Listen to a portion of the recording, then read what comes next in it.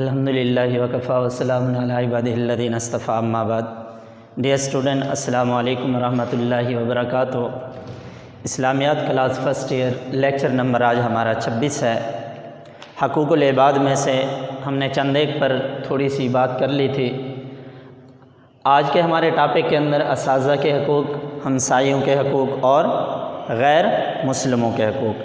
آپ دیکھیں اساتذہ کے حقوق کے اندر اسلام نے جہاں مسلمانوں پر حصول علم کو فرض قرار دیا ہے، یعنی علم حاصل کرنا اسلام نے جب فرض قرار دیا ہے تو وہاں استاد کو بھی معزز ترین مقام عطا کیا ہے. اسی معزز مقام کی وجہ سے، اس علم کی وجہ سے معلم کو، استاد کو ایک خصوصی نسبت ہے کس کے ساتھ؟ حضور علیہ الصلاۃ کے ساتھ. کیوں کہ حضور نبی کریم صلی اللہ علیہ وسلم نے کیا فرمایا تھا؟ انما بعثت معلما، مجھے بھی کیا ہے؟ معلم بنا کر بھیجا گیا ہے. یعنی استاد کو مقام کو، یعنی استاد ہونے کو، معلم ہونے کو حضور صلی اللہ علیہ وسلم سے ایک خصوصی نسبت ہے. وہ نسبت کیا ہے؟ انما بعثت معلما، کہ حضور علیہ الصلاۃ نے کیا فرمایا کہ مجھے بھی کیا بنا کر بھیجا گیا ہے؟ معلم بنا کر بھیجا گیا ہے. آپ دیکھیں استاد جو ہوتا ہے وہ نئی نسل کی نشو و نما کرتا ہے، یعنی ان کے علم کے لیے، ان کی ترقی کے لیے، روز مرہ زندگی گزارنے کے لیے ان کی صحیح تربیت کرتا ہے. تو اسی وجہ سے کہتے ہیں کہ استاد جب نئی نسل کی نشو و نما کرتا ہے، ان کی اصلاح کرتا ہے، نئی نسل انہی کے فراہم کردہ سانچوں میں اپنی زندگی گزارتی ہے. استاد کے بتائے ہوئے اچھے اخلاق کی وجہ سے وہ اسی کے مطابق زندگی گزارنے لگ جاتے ہیں. تو اسی وجہ سے حضور علیہ الصلاۃ نے استاد کے اعزاز و احترام کے اندر حضور علیہ الصلاۃ نے فرمایا کہ تیرے 3 باپ ہیں. استاد کا اعزاز و احترام میں آپ صلی اللہ علیہ وسلم نے ایک حدیث ذکر کی کہ آپ کے کتنے؟ 3 باپ ہیں. ایک وہ جو آدم سے وجود میں لایا، ایک وہ جس نے آپ کو اپنی بیٹی دی، اور ایک وہ جس نے آپ کو علم سے مالا مال کیا. یعنی حضور علیہ الصلاۃ نے یہ فرمایا کہ تیرے اعزاز و اکرام کے اندر، معلم کے، استاد کے اعزاز و اکرام میں فرمایا کہ تیرے 3 باپ ہیں. ایک وہ جس نے آپ کو عدم سے وجود میں لایا، انسان کا اپنا باپ ہے. دوسرا وہ جس نے آپ کو بیٹی دی، یعنی جسے سسر کہتے ہیں. تیسرا وہ جس نے آپ کو علم کی دولت سے مالا مال کیا. تو یہ استاد کے اعزاز و اکرام میں حضور علیہ الصلاۃ نے یہ فرمایا. آپ دیکھیں معلم کی حیثیت علم کی بارش، معلم کی حیثیت علم کی بارش کی سی ہوتی ہے، اور طلباء کی حیثیت زمین کی سی ہوتی ہے. یعنی جو زمین بارش جذب کرنے کی صلاحیت رکھتی ہے وہ بارش کے فیض سے سرسبز و شاداب ہو جاتی ہے. اور یہ حوصلہ اور ضرب بھی والدین کے علاوہ استاد کا ہوتا ہے. استاد اپنے شاگردوں کو آگے بڑھتے ہوا، حالانکہ استاد ہے، اس کی تعلیم جو ہے اس سے جو بچے پڑھنے والے ہیں علم سے سرفراز ہو کر آگے نکل جاتے ہیں، اور وہ استاد سے بھی بڑھ کر آگے کوئی پائلٹ بن جاتا ہے، کوئی کمانڈر بن جاتا ہے، مختلف شعبوں کے اندر چلے جاتے ہیں. اسی وجہ سے استاد ان کو آگے ترقی کرتے ہوئے دیکھ کر کیا ہوتا ہے؟ خوش ہوتا ہے. اسی وجہ سے اسلام کے اندر اگر دیکھا جائے جو مسلمان یعنی تعلیم حاصل کرنے والے بچے ہوتے ہیں، لائق بچے ہوتے ہیں، وہ اپنے استاد کے نام کو اپنے نام کے ساتھ کر دیتے ہیں تاکہ وہ لائق بچے جو ہیں اپنے استاد کے مقام کو کیا کر سکیں؟ زندہ رکھ سکیں. اسی وجہ سے اساتذہ کے حقوق کے بارے میں کیا ہے؟ تعظیم و توقیر کرنا. اساتذہ کے حقوق میں سے ایک ہے استاد کی تعظیم و توقیر. یہ نہیں ہے کہ صرف طلباء کے ذمے ہے، بلکہ معاشرے کے بھی ذمے ہے، گھر کے افراد کے بھی ذمے ہے. وہ استاد کا کیا ادب و احترام کرے، تعظیم و توقیر کرے. خدمت کرنا. آپ دیکھیں استاد کو کسی بھی چیز کے لیے حکم دیتے ہیں، کسی کام کے لیے، تو بڑھ چڑھ کر حصہ لینے کے استاد کا کام ہے سب سے پہلے میں کروں.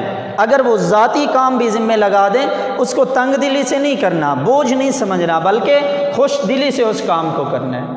تیسری چیز ہے اس کے اندر اطاعت کرنا. استاد کے ہر حکم کی فرما برداری کرنی ہے. جو حکم دے، جو ذمہ کام دے، جو اور کام لگائے، تو ہم نے اپنے استاد کی اطاعت کرنی ہے. چوتھے، مشکلات میں تعاون کرنا. آپ دیکھیں استاد کو اتنی ٹائم نہیں ہے کہ وہ بچوں کے ساتھ کیا کر سکیں، یعنی کہ آپ کو پڑھانے کے ساتھ ساتھ زیادہ معاش کا ذریعہ بھی کمانے کے ساتھ کرتے رہیں، کیونکہ ان کے پاس اتنا ٹائم نہیں ہوتا۔ اگر وہ اس طرح نہیں کرتے تو ان کے مشکلات کے اندر، کیونکہ انسان ہے، ان پر پریشانی آ جاتی ہیں، دکھ آ جاتے ہیں، تو ان کی مشکلات میں تعاون بھی کرنا ہے، دعائے خیر کرنا اپنے اساتذہ کے لیے۔ جب ہم اس مقام پر پہنچ گئے ہیں تو ہم نماز کے اندر، نماز کے بعد، ہر وقت، جس وقت بھی ہمیں ٹائم ملے گا، ہم نے جیسے اپنے والدین کے لیے، عزیز و اقارب کے لیے دعا کرنا ہے، تو ایسے ہم نے دعا خیر اپنے اساتذہ کے لیے بھی کرنی ہے۔ آگے ہمسایوں کے حقوق۔ آپ دیکھیں ہمسایوں کے حقوق انسان کی روزمرہ کی زندگی میں اپنے ہمسایوں سے بہت زیادہ واسطہ پڑتا ہے۔ چنانچہ اسلام میں پڑوسیوں کے حقوق پر بہت زور دیا گیا ہے۔ تو جب پڑوسیوں پر زور دیا گیا تو 3 قسم کے پڑوسی بتائے گئے ہیں۔ ایک وہ پڑوسی جو رشتہ دار ہوں، ایک وہ جو غیر رشتہ دار ہوں، ایک وہ جو کیا ہے عام پڑوسی، یعنی جو عارضی پڑوسی ہوتے ہیں، جیسے ہم جماعت ہو جائے یا سفر کے اندر آپ کا ہم سفر ہو جاتا ہے، تو یہ پڑوسی ہیں۔ تو 3 قسم کے پڑوسی، ان کے ساتھ حضور صلی اللہ علیہ وسلم نے کیا ہے اچھا سلوک کرنے کا حکم دیا ہے۔ اول وہ پڑوسی جو رشتہ دار بھی ہوں، دوم وہ پڑوسی جو غیر رشتہ دار ہوں، خواہ مسلم ہوں یا غیر مسلم، تیسرے وہ پڑوسی جو کیا ہوں عارضی تعلقات، ہم پیشہ ہیں، ہم جماعت ہیں، ہم شریک ہیں یا ہم سفر ہیں، یہ پڑوسی ہیں۔ ہمسایوں کے حقوق کے بارے میں حضور صلی اللہ علیہ وسلم نے متعدد روایات ذکر کی ہیں کہ پہلی روایت اس کے اندر یہ بیان کی کہ وہ شخص مومن نہیں ہوتا جو اپنے ہمسائے کی بھوک سے شکم سیر ہو، خود یعنی کہ بھوک سے بے نیاز ہو کر شکم سیر ہو، یعنی خود تو کھانا وغیرہ تناول فرما کر شکم سیر ہو کر سو جاتا ہے، لیکن اس کو پڑوسی کی کوئی پرواہ نہیں ہے کہ اس کے پڑوس کے اندر، اس کے گھر کے ساتھ رہنے والا پڑوسی جو ہے وہ بغیر کھانے پینے کے، بغیر کسی چیز کے وہ سو رہا ہے۔ بلکہ اگر ہم خود اپنی ذات کے لیے کوئی چیز پسند کر رہے ہیں، خود سیر ہو کر کھا رہے ہیں، تو ہم اپنے پڑوسی کو بھی دیکھیں گے، اس کا بھی ہم نے بھی کیا کرنا ہے، خیال رکھنا ہے۔ دوسرے کیا ہے، تم میں سے افضل شخص وہ ہے جو اپنے ہمسائے کے حق میں بہتر ہو۔ تیسری حدیث اس کے اندر یہ بیان کی اگر پڑوسی کو مدد کی ضرورت پڑے تو اس کی مدد کرنی ہے، اگر بیمار ہو جائے اس کو علاج معالجہ کرانا ہے، اگر کوئی فوت ہو جاتا ہے تو ان کے کفن دفن کا انتظام کرنا، جنازہ پڑھنا اور اس کو دفنانا، اگر اس کے گھر کے اندر خوشی ملتی ہے تو اس خوشی کے اندر شریک ہونا، کوئی ہدیہ دے دینا، کوئی تحفہ دے دینا، تاکہ آپس کے تعلقات کیا رہیں، بہتر رہیں۔ حضرت مجاہد رضی اللہ تعالیٰ عنہ حدیث روایت کرتے ہیں کہ رسول اکرم صلی اللہ علیہ وسلم نے پڑوسیوں کے حقوق کے بارے میں ہمیں اتنا کہا کہ ہم سمجھنے لگے کہ پڑوسیوں کو وراثت کے اندر بھی حصہ دیا جائے گا۔ حضور صلی اللہ علیہ وسلم کے سامنے حضور کی محفل میں ایک عورت کا ذکر کیا گیا، یا رسول اللہ صلی اللہ علیہ وسلم ایک عورت ہے، تہجد گزار ہے، 5 وقت پابندی سے نماز پڑھنے والی ہے، لیکن اس سے پڑوسی تنگ ہے۔ حضور نے فرمایا وہ عورت جہنمی ہے، جہنم میں جائے گی۔ ایک اور عورت کا ذکر ہوا، یا رسول اللہ صلی اللہ علیہ وسلم وہ کیا ہے، تہجد گزار، نماز کی پابندی کرتی ہے، تہجد گزار ہے، لیکن اس سے پڑوسی خوش ہیں، پڑوسی اس سے ناراض نہیں ہیں۔ حضور نے فرمایا صرف اس کی نماز کی پابندی کی وجہ سے اور پڑوسی اسے اچھا اخلاق کی وجہ سے وہ جنت میں جائے گی۔ تو کوشش کرنی چاہیے کہ ہمارے گھر کے آس پاس جو پڑوسی رہتے ہیں، ہماری وجہ سے ان کو کسی قسم کی تکلیف نہیں ہونی چاہیے، حتیٰ کہ گھر کے نلکے کا پانی ہے وہ راستے پہ نہیں چھوڑنا تاکہ پڑوسی کو تکلیف نہ ہو۔ گھر کے اندر کوئی اتنی بڑی اونچی دیوار نہیں کرنی، یہ نہ ہو کہ پڑوسی کے گھر کی جو ہوا ہے وہ بھی رک جائے کسی قسم کی۔ حالانکہ کامل درجے کا مسلمان وہ ہے جس کے ہاتھ اور زبان سے دوسرے مسلمان کیا ہوں، محفوظ ہوں، تو ہم نے پڑوسی کو کسی قسم کی تکلیف نہیں دینی۔ تو ہمسایوں کے، پڑوسی اور ہمسایوں کے حقوق میں حسن سلوک کرنا، ان کے ساتھ اچھا برتاؤ کرنا ہے، اچھا سلوک رکھنا ہے، اچھے اخلاق سے پیش آئیں گے تو ہماری عزت اور وقار جو ہے ان کے آگے بڑھے گی۔ ضروریات کا خیال رکھنا، یعنی ان کو گھر کے اندر کسی قسم کی ضرورت ہے، کھانے کی ضرورت ہے، کپڑے کی ضرورت ہے، کسی چیز کے پہننے کی ضرورت ہے، ہم ان کا خیال رکھیں گے۔ احساس کرنا، یعنی ان کا احساس کیا چیز ہوگی کہ اگر ہم گھر کے اندر کوئی چیز پکا رہے ہیں تو مثال کے طور پر کوئی گوشت بنایا، اس کے اندر تھوڑا سا شوربہ زیادہ کر دیں، تاکہ جو چیز ہم خود شکم سیر ہو کر کھائیں گے، گھر کے اندر جو پسند کریں گے، تو وہی چیز ہم ساتھ والے گھر کے اندر بھی دے دیں گے۔ دل کے اندر جب احساس ہوگا ان کی ضرورت بھی پوری ہو جائے گی۔ ایذا نہ دینا، ان کو تکلیف نہیں دینی۔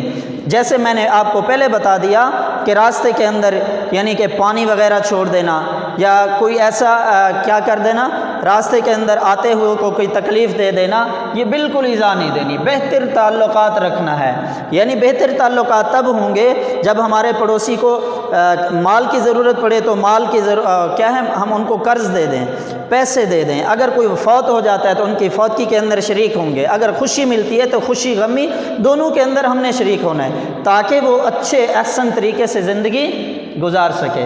تو یہ ہوئے حسن سلوک، ضروریات کا خیال، احساس، ایذا نہ دینا، بہتر تعلقات۔ آگے غیر مسلموں کے حقوق۔ غیر مسلموں کے حقوق کے اندر مذہبی حقوق بھی دیں گے، بنیادی حقوق بھی دیں گے، سیاسی حقوق بھی، معاشی حقوق بھی، قانونی حقوق بھی، جتنے بھی ان کے حقوق ہیں ہم ان کو یہ دیں گے۔ دیکھیں غیر مسلموں میں اللہ تعالیٰ نے قرآن میں اس بات کی صراحت فرمائی ہے کہ کافر اور مشرک ہرگز مسلمانوں کے کبھی دوست نہیں ہو سکتے، چاہے کافر ہیں یا مسلمان ہیں، وہ مسلمانوں کے کبھی دوست نہیں ہو سکتے۔ لیکن اس کے باوجود غیر مسلموں کے ساتھ حضور علیہ الصلاۃ نے حسن سلوک کرنے کو کہا ہے، ان کے ساتھ اچھے سلوک سے پیش آنے کی ہدایت کی ہے۔ یہ صرف اسلام کی خوبی ہے، وہ غیر مسلموں کو مسلمانوں کے سے حقوق عطا کرتے ہیں، یعنی حالانکہ وہ یہاں ذمہ بن کر رہ رہے ہیں، پھر بھی اسلام جو ہے ان کو مسلمانوں کو جو حقوق لاگو ہوتے ہیں وہی حقوق کن کو دیتے ہیں، غیر مسلموں کو۔ اللہ رب العزت نے قرآن مجید کے اندر کیا ارشاد، وَلَا يَجْرِمَنَّكُمْ شَنَآنُ قَوْمٍ عَلَىٰ أَلَّا تَعْدِلُوا، کہ کسی قوم کی دشمنی کے باعث انصاف کو ہرگز نہ چھوڑنا، عدل کرو، یہی بات زیادہ نزدیک ہے تقوی کی۔ یعنی اگر آپ کی آپس میں دشمنی ہے لیکن آپ نے انصاف کو نہیں چھوڑنا، چاہے وہ مسلم ہے یا غیر مسلم ہے، سب کے ساتھ ہم نے کیا کرنا ہے، انصاف رکھنا ہے۔ تو اس کے اندر مسلمان جو ہیں غیر مسلموں کو ان کو مکمل جو ان کے قانون کیا ہوتے ہیں، غیر مسلموں کے حقوق ہوتے ہیں، وہ سارے کے سارے ادا کریں گے۔ اسی وجہ سے کہتے ہیں مذہبی حقوق دیے جائیں گے، یعنی ان کے مذہب کے اندر جو چیزیں یہاں اپنے مذہب کے مطابق کیا ہے زندگی گزار سکیں۔ بنیادی حقوق جو ہیں، ان کے جو بنیادی حقوق ہیں یا سیاسی حقوق ہیں، سیاسی حقوق کے اندر یعنی اپنا کوئی نمائندہ منتخب کرنا چاہتے ہیں، اس کو آگے لا کر سامنے کرنا چاہتے ہیں، تو یہ بھی ان کا حق ہے، ان کو یہ بھی دیا جائے گا۔ معاشی حقوق یعنی دنیا کے اعتبار سے مال ہے، تجارت ہے، یہ ساری چیزوں کے اندر جو مسلمانوں کے حقوق ہیں وہی حقوق ان کے ساتھ غیر مسلموں کے ساتھ بھی ہوں گے۔ آگے قانونی حقوق، اگر قانونی حقوق کے اندر مسلمانوں کا آپس میں کوئی فیصلہ ہے یا مسلمان اور کافر کے درمیان فیصلہ ہے، ہم نے انصاف کو ہرگز نہیں چھوڑنا، بلکہ انصاف کے مطابق جو حقوق ہیں ان کے حقوق کے مطابق اگر وہ غیر مسلم ہیں تو ان کے مطابق جو فیصلہ ہوتا ہے ان کے مطابق ہم فیصلہ کریں گے۔ ہاں اگر مسلمان اور کافر کے درمیان ہوا تو قانونی حقوق جو ہوں گے ہم ان کو لازمی دیں گے۔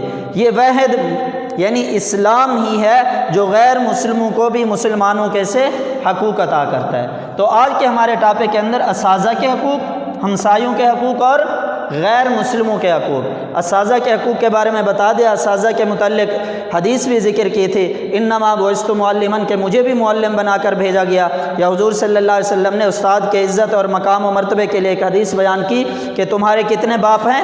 3 باپ ہیں، ایک وہ جو آدم سے وجود میں لایا، ایک وہ جس نے آپ کو بیٹی دی یعنی سسر، ایک وہ جس نے علم کی دولت سے مالا مال کیا۔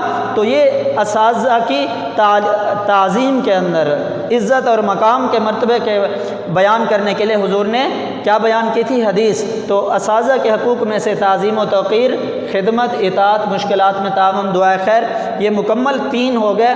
تو حقوق العباد میں سے جتنے بھی ہیں یہ آپ نے یاد کرنا ہے، اکثر یہ سوال آ جاتا ہے حقوق العباد